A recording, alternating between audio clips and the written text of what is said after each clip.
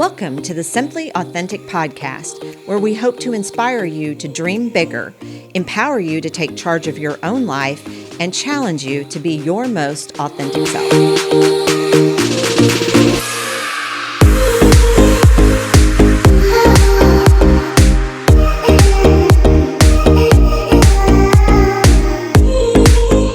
Welcome back to the Simply Authentic podcast. I'm Tanya Murfin. And I'm Angie Mullings. And we have the hens back with us. The hens are back. Yay! Yay! Welcome to Sandi and Callie. Thank you for joining us again. Yes. For the third time. Yes. Yeah. So what are we talking about today, Angie? I think we're going to talk about some things we would tell ourselves, our younger selves.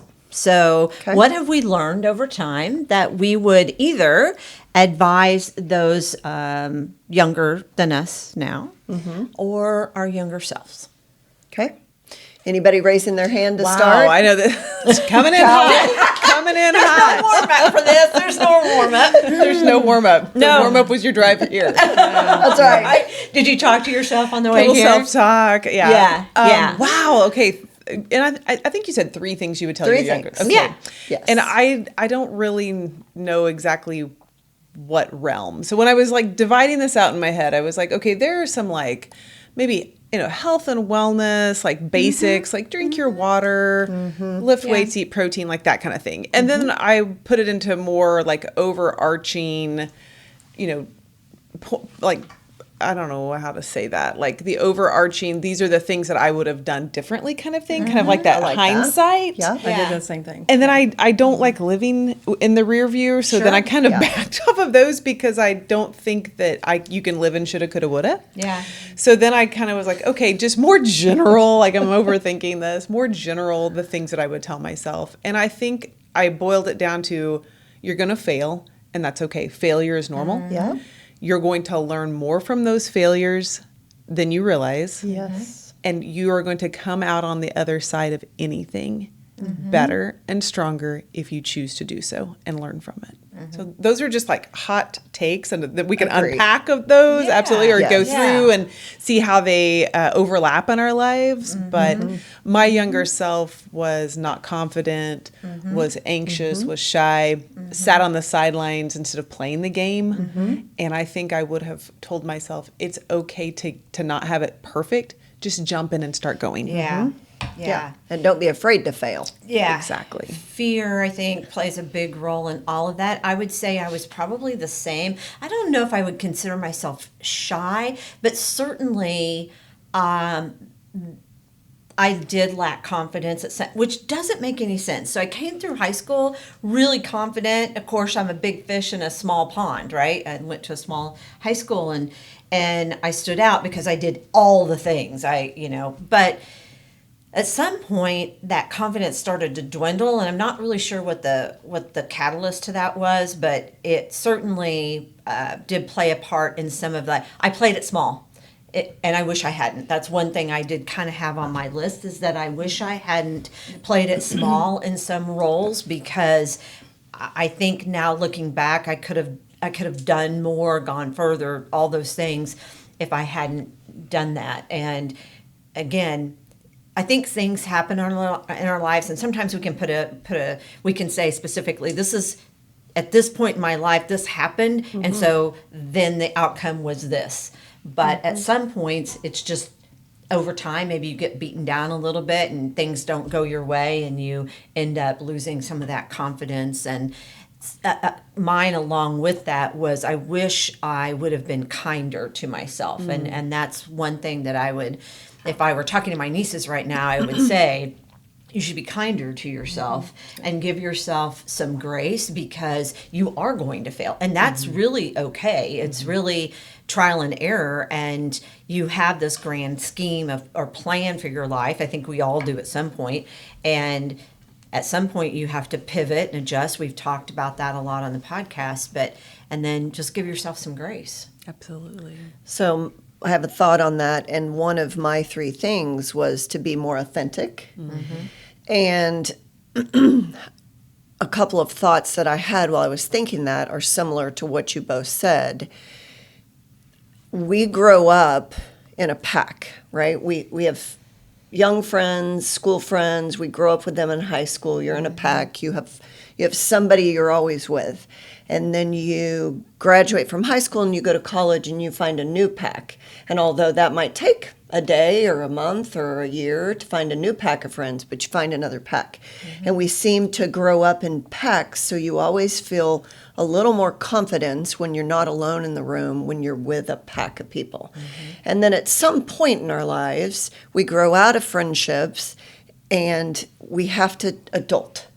And something that I feel that I can look back at my younger self and see is that I'm kind of like you. I considered myself to be very confident in high school and leave and go to college and, was still a little confident, although I didn't know what I wanted to do with my life. And I lost confidence there. And you've grown up with all these values that have been instilled in you and beliefs that have been instilled in you. And you don't understand a lot of them, really, but that's what you've always heard, and that's what they've always said you should believe, and that's what you should be thinking. And I think for me, when I started thinking independently of maybe friends or family or what had been ingrained in me, that there's some lack of confidence that comes with that because you don't know what's on the other side of that. Right. Because you've always been in a safe pack and a safe, if everybody thinks the same, we're safe. And if everybody acts the same, we're safe. And so I would tell my younger self, don't be afraid to look into another side of something. Don't be afraid to research something that you're hearing, that this is the belief, and you're thinking, but for some reason, I don't believe that. I don't believe that that is true. Do your research and know what's behind that belief so that you understand it. And so if you're confident enough to then say, I respect your opinion, but I don't believe that way. I used to, or maybe I've never believed that way, but I want to hear why you believe that way. Here's how I believe. And I think as we get older, you end up in a safer place, at least mostly, not always, but mostly, to at least voice an opinion and be heard and not be shut down and ashamed or shamed by someone to actually think something different. It's a little more acceptable the older you get. And this is how I feel. I think our 20-year-olds that, I want to sit down and tell my girls, these are the 3 things that I wish I had known, or 3 things that I want you to know, or whatever. I don't know that they will see the same because they're in such a different generation. Yeah. I think what you were speaking to with, I didn't want to go against the grain, if you will. I think you fear being alienated, your friend groups, and when you're young and you don't have that maturity and that wisdom, and obviously what we know now, you don't want to be perceived as being weirdly different or chancing alienating that friend group. I think for me, I did exactly what you did, Callie. I looked at a couple little micro things that I was like, okay, the nutrition and the health and the food and exercise, and I'm like, oh my gosh, Basic human needs. First of all, I put a big asterisk into disclaimer. I don't have any regrets. So if I'm sitting back with my younger self, did I make bad decisions? Yes. Could I identify those? Yes. Were there a bunch of them? That's relative, but I don't have any regrets. But I definitely did look at it much like you did, and health and nutrition, and I would take that so much more seriously. That's kind of a hard thing to get up to speed on now. I looked at the money aspect of it. I'm like, oh my gosh, money compounding is an amazing thing. Start early, because then when you're the age that I'm talking to you now, you could be. And so those things came really quickly to me. Petty or not, but the big thing for me was just don't rush the journey. Oh man, yeah. And you mentioned challenges and conflict and just really uncomfortable times in our lives, and we can all identify those. We've talked about them. They're going to seem monumental. The fire's going to be hot, but just one step forward, one day at a time. And you will come out, you said that you will come out. You'll come through it. You'll be able to identify all the things that those things happened to you for you, with you, against you. I think that's what really resonated with me, because I can remember being young going, I can't wait till I graduate.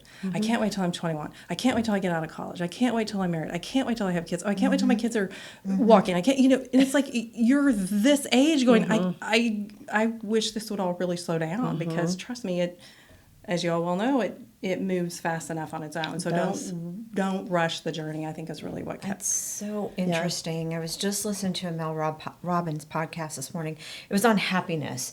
She took some listener questions, and a lot of their questions was, how do I be happy? And so first of all, and that's sad that she gets this abundance of letters and emails about how do I be happy. But she said she hit on several things, but primarily what you just said there. We live our lives looking in the future so much. We're kind of programmed that way, right? You can't wait till you're 16 because you want to get your driver's license. You can't wait until you're 21 or 18 so you can vote, 21 so you can drink. We're always looking for those in the future. While if we would live in the present, For sure. and appreciate the present for what it is, we would be much happier. Because if you're always chasing something, that doesn't make us happy. Because eventually when you get there, okay, well, now I've got my driver's license, now what? Now my kids are walking, what, now what? And if we're always chasing something, we can't be happy in the present. Everybody's got goals, and goals are good, but I think that sometimes plays into that too, because you're like, okay, well, if this is where I'm at now, and those are the things that I want, society teaches us until you have those things and you get those things, like you haven't done it, or you're not there, or you didn't attain it. I mean, I look back and I've talked to my kids about this, when they have jobs, they're like, well, I just need to make more money. Think about every job you've had professionally. I can remember how much I was making my first job out of high school, out of college. And I'm like, oh, if I can just get this job and make this much, then, and if I can get this job and make this much. And I mean, each and every time, you spend what you make. Most generally, you spend what you make. Right. And so that just, and so, well, yes, it makes some things easier. And I'm not suggesting that you don't need to make money in life, but it's just so interesting when you take this top-down look from our 50s and look down and try to really analyze that. Don't you think you have to go through all of this though? I mean, I think you do. I think everything we're saying, nothing is new under the sun right here. I don't want to get philosophical, but these are, I think if we polled people in every generation, these are the things that they would arrive at. For sure. I was not ready to hear these things though in my 20s. Agree. Right. I had great people telling me these things, but I would also be like, they just can't understand it. And I was like, well, also my entire prefrontal cortex was not fully formed, and I did not have reasoning skills at that point in time. So you have to go through it, but that doesn't mean we can't pass that on. I'm very well aware that no one's probably going to listen to this and go, that just changed my life. This is a life-changing moment. This is a life-changing moment. But I think it's validation that I'm not alone, what I'm going through and the feelings that I have. And like you said, we're no longer chasing a thing. We're chasing joy and fulfillment and service. And that's why you do this. You're able to give back. I think that's one reason why we want to continue to hand out unsolicited advice sometimes, is we think, oh, let me help you with that because I've been there. And so I could kind of buffer that a little bit for you. And if you could just take a deep breath, and you're going to get on the other side of this. I mean, I can remember in college, in 1 week, I went to Drury and I lived at home. I got a speeding ticket 2 nights in a row on Chestnut. Yes, I sure did. At 10 o'clock at night. And I remember the first one, I was like, well, I'm going to have to do something about that. The second one, I just drove home and cried. And my Uncle Jay lived behind us, and he was a night owl, and I could see him out on his back porch. And I went over there and just cried my eyes out with these tickets. And I was like, I don't know what to do. And he was like, oh, we'll get through this. It's fine. You'll survive. We're going to call a person tomorrow who helps us with these things. I just thought, thought my life was over at 18. Right. Yes. I'm going to get points on my driver's license. How could things get worse? Right. And Yeah. I'm sure when you had children and they were crying and At you that thought, moment, they're never it's going to big. stop. It is Yeah. so don't you think big. Yes. validating Until too? you've been through big things and Yeah. know that you'll survive those Yeah. big things, Yes. you're like, oh, you don't know. Yeah. And so Everything is preparing you for the next big thing. And I think that it continues and that pattern continues literally until the day you die. Because that's the biggest thing you're ever going to go through is your death. That guess what? No one here on this side has been through it either. No one can go, oh, I know exactly how you feel right now. Right. right. So we just are always replicating that until like, that's the end. Like Yeah. you're Yeah. supporting other people. You're elevating other people and feel not so alone. Yeah. So that was a very philosophical answer. But I like that. And What three things we tell your younger self? Yes, and I think our 20-some-year-olds, no matter what we tell them, they might listen, they might not, but they don't have the capacity to understand it. They really don't. Yeah, it's not their Life fault. experience, no, it's not their fault. And maybe that's a protection. Maybe that's a Absolutely. built-in protection Yeah. for them not to know all the ugly things that are going to happen and how to prepare themselves for them. They're just not built that way yet, right? Yeah, yeah. One of my 3 was to listen more and to look up more. And the looking up more, and this goes along with everything that everybody's already said, but the looking up is very relevant to our phones these days and how much we're looking down. But I also was reminded of when my children were little and not being able to remember a lot of those times. It's foggy because your head is buried in the sand, trying to survive another day, trying to keep them alive another day. And all of those little tiny precious moments are lost because they're not important. But when you get to this side of the fence, they are really important because you want to remember them and you Yeah. can't remember them. Yeah. And the listening piece of that is with our grandparents who are gone now, we don't have the ability to listen any longer. And when I was younger and they were telling all those stories and I was like, I got to get out of here. Wrap How it do I up. wrap this Yeah. up? How do I make her stop talking to me? If we all could have some of those moments back, gosh, wouldn't we listen? So, but we're just not capable in those times, most of us probably, because we have more important things that we're thinking about, that we have to do, that we have to be, places to be. And just to have those moments back and simplify that and just sit and be all ears, the things that you would pick up on, Yeah. The presence. just being present. And so as we're at the ages that we are now, we realize that, right? We can stop and savor a moment with someone special, or even, a group of friends today that we're sitting here having these conversations and just remembering and reminiscing about our own lives. You can savor that because you have the ability to. I just don't know that our younger selves could. Well, and I don't think maybe, and I know we're eventually going to segue to talking about solo time and alone time, but when you were saying all of that, I was thinking we were not okay to sit alone. So in my 20s, a lot of you want to be distracted, pack mentality, like you said, friend groups. You're constantly, for me anyway, was just always being surrounded. Constant. But when I could start getting okay with being alone, I don't need to have someone in my car with me all the time, and you start living your life, and you are your own best friend that you will be with forever.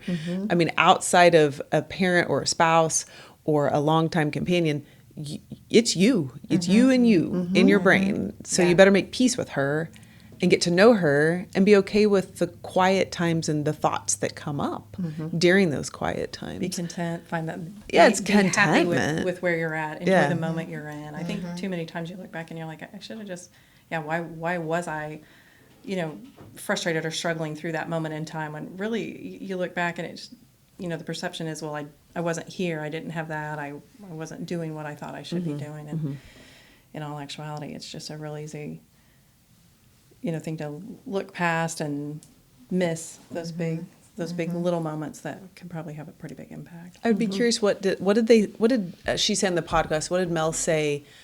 Because to me, happiness and joy are two different things. To me, Yes. happiness is Yes. external things. Yes. Yeah. Like, man, that was a great cup of coffee. It made me happy. It was on the outside coming in, but to me, joy is inside out. Right. It's a mindset. It's a choice. It's a mind. It's the internal work that you do is joy. So to me, joy. I think people are always asking for happy, but I think if they could really articulate it, what they're looking for is contentment and joy. Right. Yeah. But I was curious And if she that's- said anything. Yeah, she did. And that's, as you were talking, I was sitting here thinking that because one of mine was, well, actually a question to myself. I wonder why it takes us so long to love ourselves. Why does it take us so long? Because that's what she said. She said, you have to understand that the most important relationship you will ever have is the one you have with yourself. Oh, totally. But it takes a long time to get there. And I maybe it's just adolescence. We don't have as much confidence. We're trying to find ourselves. We've kind of touched on all those things. But yeah, she said she equated happiness with contentment. And the way you get content is to really take a look inside and make sure you're good with you, because it is the most important relationship. And we could talk on and on about the divorce statistics and why that is. I think a lot of times we're searching for something to complete us, if you will, and when we really should be working on us, and that's where it begins. I think something that's going to make that really hard, especially for the generation that was born with phones in their hands, is social media. And they talk about that, how impactful negatively it is for young people to not love themselves, or to you're constantly comparing. You're seeing those snapshots of what seems to be perfect and what I need to be and what I want to be, and I think that's a huge struggle for those kids out there. I will tell you, it's a kids, young struggle for me adults, and sometimes. professionals. I mean, every every category of. I really have to shut it down sometimes, because You're I'll get on exactly. and I'll look at somebody else's podcast who's doing better than ours or whatever, and I'm just like, I was feeling good and now I'm not, so shut it off. That's why it's a necessary difference. evil when you're marketing and you're trying to in the business I'm in and we're in and this podcast, it's a necessary evil to promote ourselves on. But man, I can't scroll. I can't do it, because I'm gonna feel like, and I'm very confident in myself now, but still I'll run across. Now, I will also say that I like to steal ideas. So there's that. We call it R&D. Exactly. Rip off and Replicate. duplicate. Yes. Rip off and Don't be duplicate. silly Yes. here. I mean, you're not putting your head in the sand. I mean, No need to recreate the to wheel. exist and move forward. You just Yeah. don't want to become so fixated on something that Exactly. it consumes your. Yes. And then you're And like, it's 11 o'clock. What did I do? I just sat here and wallowed in. And I think if it affects us at our ages and being at a different place in our life, just think what it's doing to those 20-year-olds. I think that's why I like being outside so much. And I spend a lot of time Yes, outside, yeah. and I try to keep my phone it's always on Do Not Disturb, and it's always on silent. I mean, I really at work, I'd be like, I need to put that back on where I actually get notifications. Right. But it's October 1 today, Yeah. and I bow hunt and rifle hunt for whitetail. Archery season opens September 15th, and just the way the weather's been on our schedule, we've only been able to sit twice now. I think we've sat twice now and haven't harvested. But I was telling my husband, I always get so tired when we're hunting, and I finally realized I'm not tired, I'm relaxed. Because I don't have my head in the phone. Your vision widens. You're looking at a horizon. You suddenly are very aware of your body movement, your breath, your hand movement. You're aware of every sound, the lights changing, what's the last light I can shoot. So all of a sudden, you are very connected, and you've got to be totally quiet. I think it is human design that we are not designed to be under artificial lights, 4 foot, 3 foot, 18 inches away from something all day with our neck in a bent forward position. Yes. So I think I would also tell my younger self, keep looking up, like you said, but specifically look at the horizon and look metaphorically beyond that and physically beyond that. Yeah.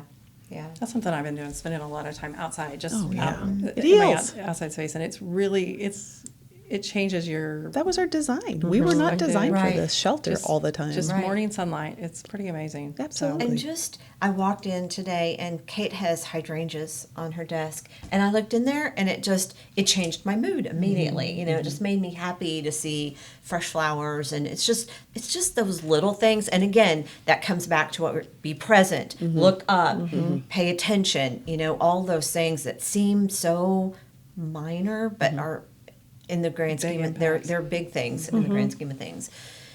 One other thing that I had on my list was don't stop dreaming. Somewhere along the way, I didn't really, I mean, again, it's different than your goals and I'm still doing, I've always done that. But somewhere along the way, I rode a tractor round and around when I was 16, 17, 18 years old. And I had plenty of time on my hands to dream. And I was a huge dreamer. I mean, you should, you know, hopefully we all were at that age. We were just I'd read that really, you'd read that I'd book? read that book, Yeah. So, but somewhere along the way, I lost that. I lost the ability to dream, truly dream big. We say that all the time, but I mean, truly just get out of my head and just be happy in my dreams. And I've started trying to take myself back to that 16, 17-year-old that drove around on a tractor and had time and didn't have any obstacles in her way, because that's the way I felt. Yeah. So that was the other thing that I would tell myself. Stay curious. I say that a lot. yeah. I enjoy learning, and I know that not everyone enjoys learning, but I enjoy learning. I enjoy getting down a rabbit hole, and I'm curious about things. I always have a lot of questions, but I can get really into the minutia of that and not come up for air and dream big. And so I'm always like, what am I going to do with all this information? How does it fit into this overall purpose of my life? What am I doing with all of this? So I agree. Stay curious. Keep learning. Keep dreaming. I like that. Tanya and I have grandkids about the same age. So when we were saying all of this and we said, why does it take us long to love ourselves? I think we're born loving ourselves. We are. And Yes, then, I agree. you know, puberty happens. I mean, this is all human design. I'm not saying anything new here. No. You know, puberty happens, adolescence happens, and then you're just in the grind and you're trying to just focus on, you know, sustenance and making money and all of these things. But watching them love themselves, like, do you see this in the girls? Like, I see this in my grandson, and I'm like, he doesn't care what he has on. He doesn't care anything. I mean, if you have a hat on, he wants a hat on, whatever. Right. I want sunglasses, you have sunglasses. But he loves himself. He's not, he's 5 now. He's not afraid of showing his compassion and his love and for things. Do you see that? I do. And I think it changed my perspective having littles in my life back again at this age versus when you're young and again just trying to survive the day with them. You stop and you watch and you listen differently. It's all different. And their little lives are so simple. You know, it's so simple. And it's just a completely different look at, loving oneself and loving everything, really. You know, they start to have opinions about bugs and, you know, and they're just enthusiastic in general. Things, yes. Just enthusiastic about the weirdest things. Yeah. But it does give you a different perspective. Enjoy it. Yeah. And this is how we're designed. born. Yeah. Yes. I think that's why generational families that stay in contact, I think, find a lot more joy and completion, and because you're able to have all of those different perspectives all the time from people who are at different stages of their life. So and you said that you didn't have a chance to process all that when you were younger, but isn't it cool when your young children now or young adult children come back now and they're like, they admit to you, like, okay, you might have been right about that. And they start listening to a few of those little nuggets of information, or you share with your nieces and your nephew that.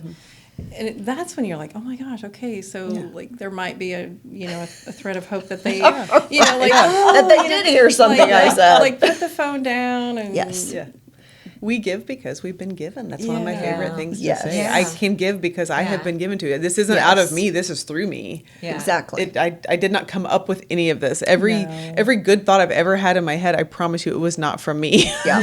It is from either generations or my God. So it is not.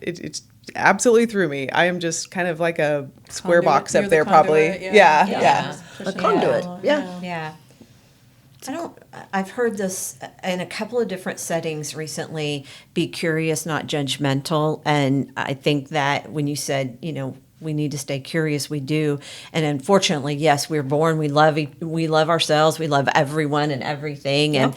But then at some point we get judged, and that's when it starts to. So I think it needs to be sort of a goal for all of us to be more curious and less judgmental. And I think we do our best, but we could all do better at that.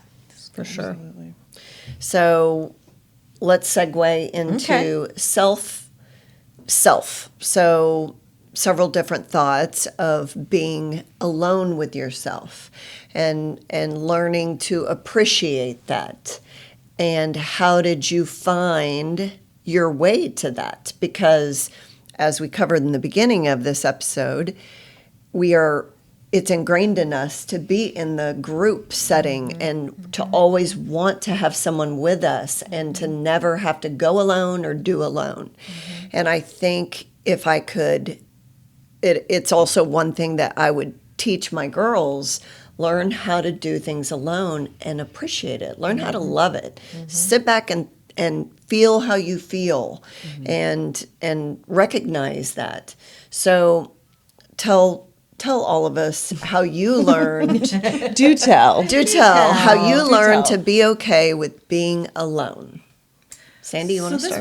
This one was actually, the first one came really easy. I was just like rapid fire, like all these things that I would sit and tell myself. But this was a little bit harder for me because I have always been, I won't say like even from just a young age, like let's just go back, I assume we're starting on like high school. We had friend groups, I did this and that, was involved in a relationship, then not. And that was really, I was like, that was a pocket of time in my life, early 20s, where I was alone. And then as an adult, married with kids. And then so this is really hard for me because now I'm kind of in a different chapter of my life where I'm like, okay, now I have the time to focus and be alone. And, obviously, so with Kevin, but that's like being alone a lot of the time. Sure. I'm kidding. Yeah. He's not. No, I mean, but we're learning to navigate, like me being home. Just it's a different thing. Yeah. So this is a really new type concept. I won't say concept, but for so long I've either been the keep the family unit together, been the fix it person, been this or that. So I'm not really focused on myself. So maybe this will be a time for you to discover that and actually start recognizing things. Yeah, it is different. Right now, Kevin and I are just focused on, okay, we're both at home. I'm not, I'm not out of the house working. So we're doing things together, but I'm also going, okay, I'm doing some things independent, like trying to find that rhythm or that groove, if you will, because early 20s when I was in college, I mean, that was about the only time I was like, and I was very driven. I had a goal. And so alone was a different look for me because I was, focused on one thing. But I would say as going through early marriage, children, sadly, I didn't devote a lot of time to myself. And I don't mean like I neglected myself. I just was constantly focused on my husband, my kids, the family, the extended family, my parents, his parents, and I don't, again, no regrets. And that's common. Asterisk star here. Like, I don't have any regrets doing that, but I just, when you ask that question, I'm like, oh, I don't, that's not something I've really spent time in going, it's all about me, because it's never always been about me. It's always been about me doing for everybody else. And that's just, maybe that's just my DNA, but, so this was an interesting one for me. You may be at a very interesting point in your life. I know you took a trip to Arizona. You went by yourself, but you were with your sister. Right. So you got there and you were with people, but I hope you get to appreciate your time by yourself. And I feel like I'm looking at it a lot differently now. And again, it's, I think when we sat down, there's been a lot happen in my life that's just kind of derailed anything what I would call normal. But hopefully we're looking at different things ahead now. And this was a really interesting one for me for sure. Yeah. Callie? I'm on the other end of the spectrum. You like being alone? I love it. It recharges me. I probably, and I recognize this might not be the quote normal for everyone, but I was always okay being alone. I would go to my room and read by myself. I would go for a bike ride by myself. I'd go for a walk by myself. Like even in high school, it did not bother me to be alone. So that alone time it just feels very healing to me. And that's where I do my thinking and my dreaming. So I have always built in time like that. And I'm really grateful that I'm married to someone who also enjoys their own alone time. So we're better than when we're together because we've already done our own alone thing. So I travel alone because I don't want to drag him to places that he doesn't want to go, that I want to go. And our motivations are different. I want to read while I'm there or think or plan or yoga or whatever. And he's more like action oriented. He's like, okay, well, when we go to wherever, we're going to ride 4-wheelers and we're going to fish and, okay, that's great. I enjoy all of those things. He likes to go do his own fishing tournaments. This has been the best like spring and summer ever. He started fishing the Friday night Mill Creek tournament. I have every Friday night to myself and I'm in bed at like 8:45 and I love it. I've worked all week and I can be in bed so early. I love it. He comes dragging in at like 3 a.m. and I'm like, see you later. Don't wake me up. Yeah. Bye. So it's rejuvenating to me to be alone. And I understand that that's not the same for everyone, depending on just who you are and your personality and the family structures that you grew up in. Right. My parents have always kind of also done their own thing. So it wasn't weird to me to watch my parents do their own thing and then come back together. So I'm on the other end of the spectrum. I mean, I'm like right now planning like a solo, like I haven't done a solo trip in a while. Like you did this summer, Angie. I was like, oh, where am I going to go? Where are you going? What am I doing? Like what fits in my life right now? Yeah, I've watched you on your journey in the last, I'm going to say 10 years because 5 years ago was COVID. And so 5 years ago, or 5 years goes by really quickly. Right. And you and I have been better friends in the last 10 years. And I've just watched you do things alone. And you've been a big inspiration to me, just that you can be in a relationship, you can be married and still enjoy being alone and figuring out who you want to be in the next version of your life. And it's all okay because you go back at night and you're still married to the same guy. Yeah. You just get to do that however you need to do it. Right. So I always say I feel a little bit more efficient then. So I would rather have, one day of really good quality time with someone instead of a week of a bunch of just crap time. Right. Like filler. It's like buying stuff off like, I don't know, Temu or whatever, like I don't want all this crap on this boat. I want one really good, I don't know, White House black market skirt from you, So Yeah. I also need the time in my brain because of the work that I do to kind of dissolve some of those things, work through some of those things. My brain likes to wake me up around 2 or 3 with any unfinished business. So if I can get on the front end of that, and get up at 5 and go for a walk and kind of let my brain work all of that out, then I can sleep through the night. And then I can also be more present when I'm actually with someone instead of this thread out here keeps pulling. And I'm like, I put that to my Google list, So I enjoy solitude. I enjoy it. Yeah. Angie? I have a big, long answer to this one because I've changed so much. I grew up, 4 kids in my family, grew up around all kinds of family, cousins, and we went to grandma's every Sunday. I mean, there were always people around, and I loved it. I was a social butterfly. Like I said, in high school, did everything I could. In college, same thing. And I always wanted people around. I didn't want to be by myself. I wanted people around me all the time, and I thrived on that. And, into my 20s, and of course, I've been single my entire life. That doesn't mean I haven't been in relationships. It just means I have been single my entire life. So at some point, and then I grew up and got all serious. Like when I bought the business, now I have people around, but somebody's asking me questions constantly. Somebody's always there that needs me and that kind of thing. And so I have gone from, I have to be the party girl. I have to be out. I have to be social. I have to be seen. I have to, why don't we have plans for Friday night? That kind of girl, to, I can't wait to go home and just be by myself sometimes. Mm-hmm. So I took that, I've mentioned it on the podcast. I took the solo journey this summer, and I can't wait to do it again. It was so much time for self-reflection. You think you're going to do it while you're here. You think you're going to do it. And while I have great intentions and I do meditate and do yoga and the things that give me peace, I really getting on the road by myself and having no choice but to do things on my own, eat by myself, do everything by myself. Mm-hmm.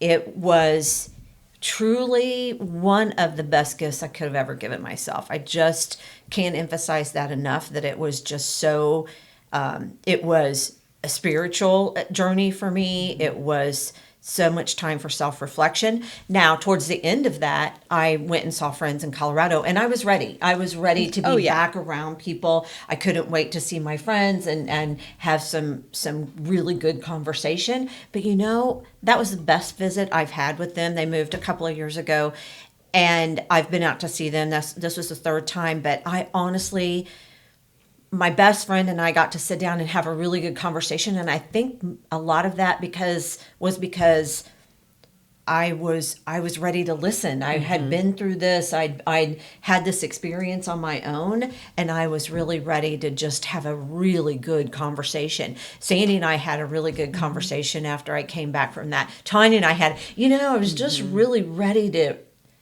truly connect with people again, not just talk about things that are, Tanya and I talk all the time, and it's mostly, what are we going to do on the podcast, and who's going to post what, and all that. But we were able to have a real conversation, and that's meaningful to me, and that's why I think I have to do this solo journey again sometime. I've already talked to my travel agent. She said Costa Rica is a great place to go by yourself, and so I'm looking forward to the next time I get to do that, because I feel like awesome. it was just so good for me mentally and physically and all I things. Started small. When I started doing it, solo trips, and I mean, even just to go to Dogwood Canyon for a day and walk, or go to Busick for a day and walk. Right. And then I was like, because I felt bad leaving, LG and Brett behind. Like, I was kind of like, man, I'm shirking my duties. But then when I figured out, okay, I can be gone for a night or 2 nights or, then longer, and then 2 weeks, So once you... Bye. I'll see you. Bye. You'll be fine. And guess what you were?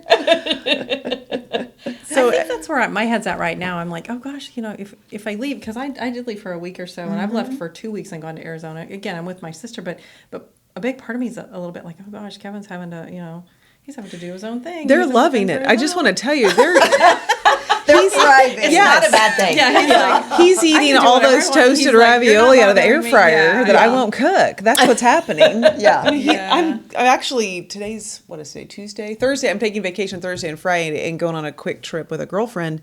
And I told LG, I said, I have got no food in this house. I don't know.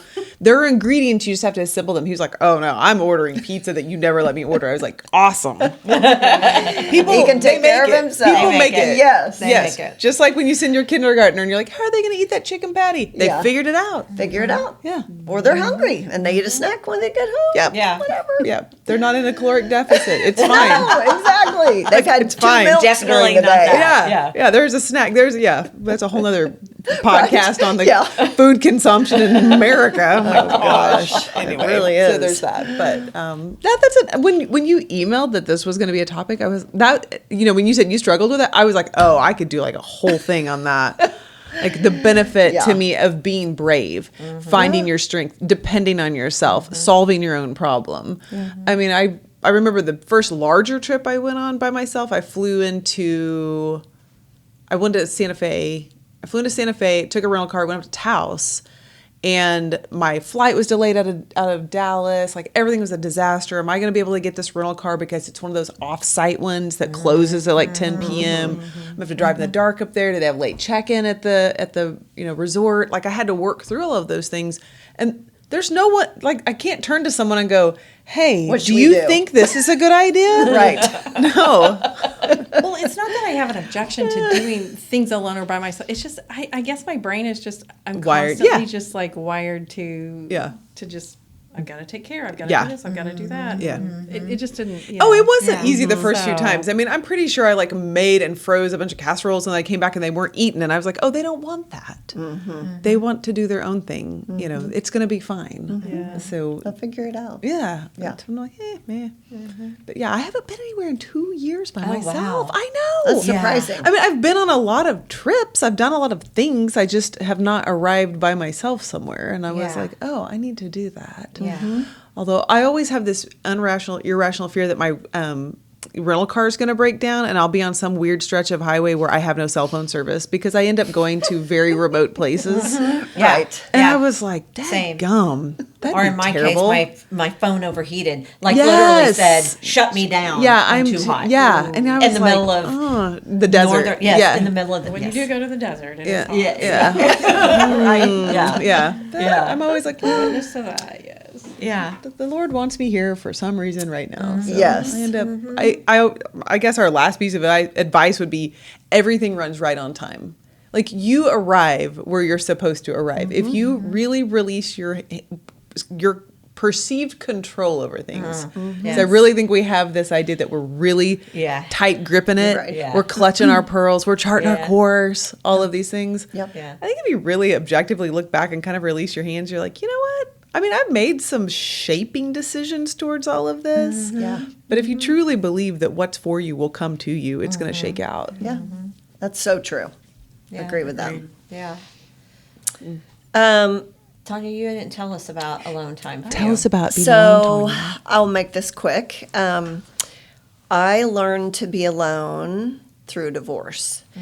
And my kids were 7 and 9. And I, like you, had spent my entire young adult life being the person to have all the plans and organize everything and make sure everything happened like it was supposed to, etc.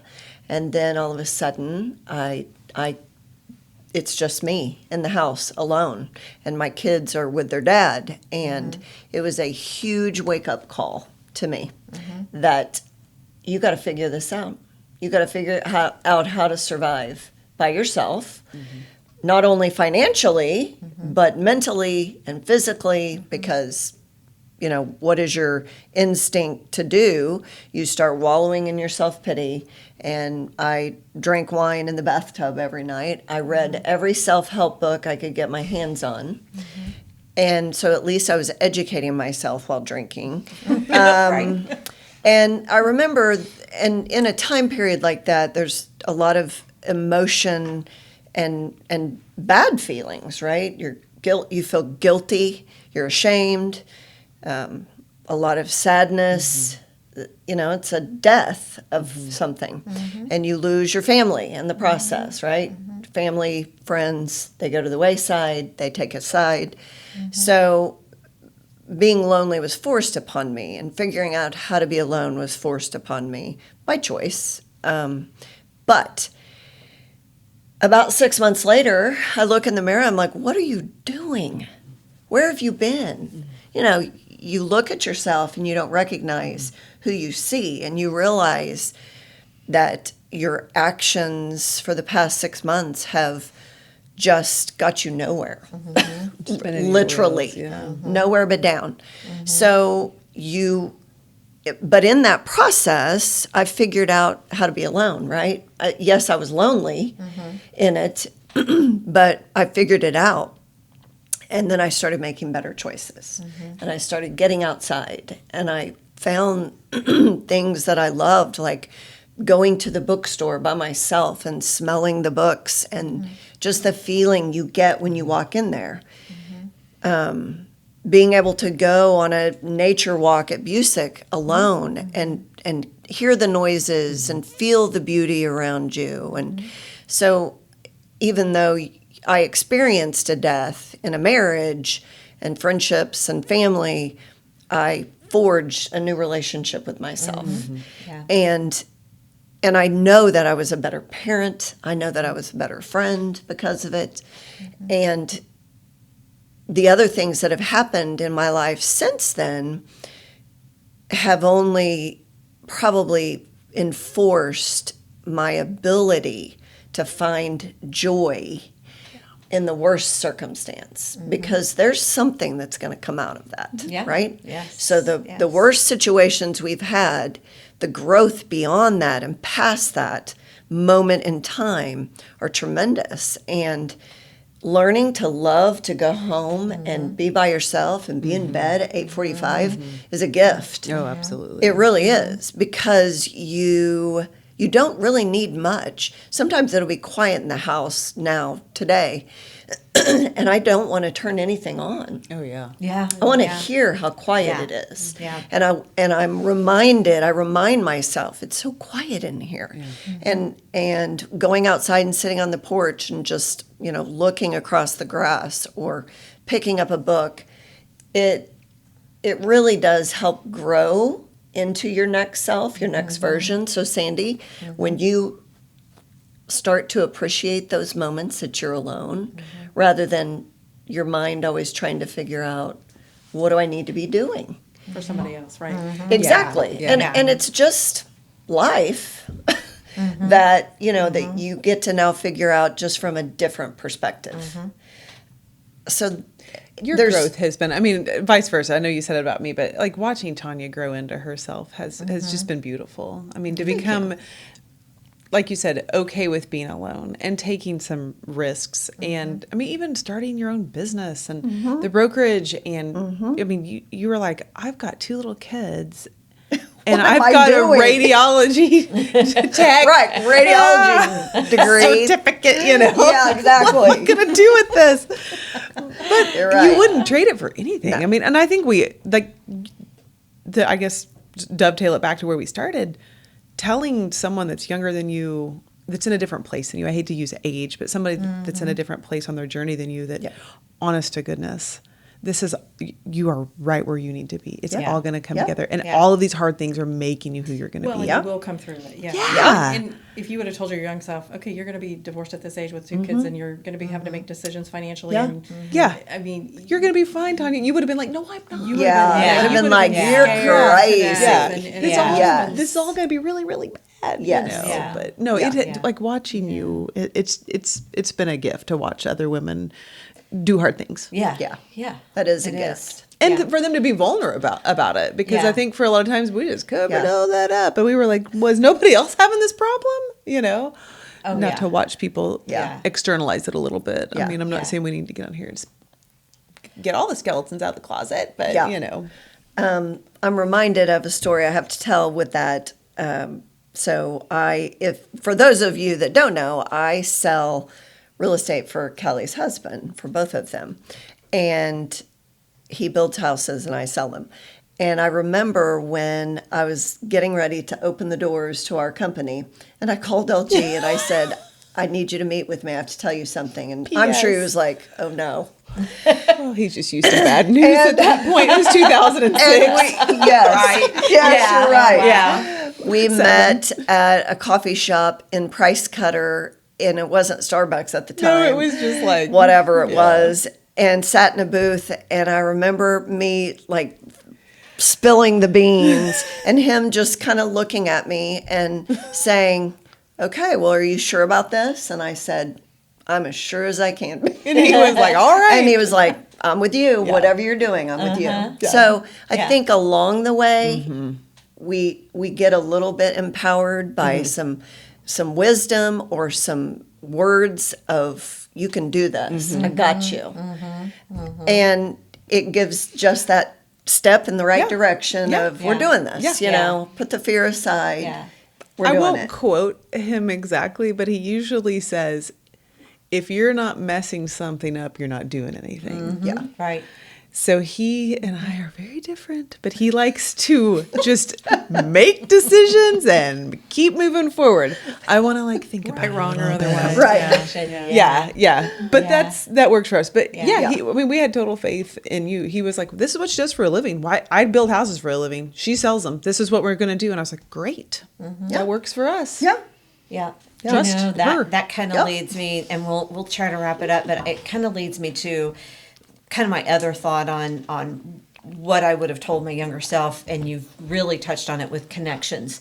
I would have appreciated the connections that I had along the way a lot more because that's where you do get your support and your confidence from the people who, and they're ready for you. They're there. And again, back to the Mel Robbins podcast, she said, if you're waiting on somebody to reach out to you and you haven't reached out to them, whose fault is that? Oh, yeah. Yeah. So don't be afraid to point. make those connections, because you don't have to wait on someone else to do that. You can certainly, and she talked about warm connections versus the colder connections. Those people, you don't need to put your time towards them. You need to put your time towards people that are those warm connections that can bring joy to your life. So thank you all for being here. It's always Yes, thank you. an interesting Yes. conversation, and for always having we us. appreciate you both. So thank you for tuning in. We appreciate you tuning in, and we hope that you'll share this episode with your friends and family. We'll see you next time. Thanks for listening to the Simply Authentic podcast. Follow us on Facebook and Instagram. Be sure to listen to us on your favorite podcasting app.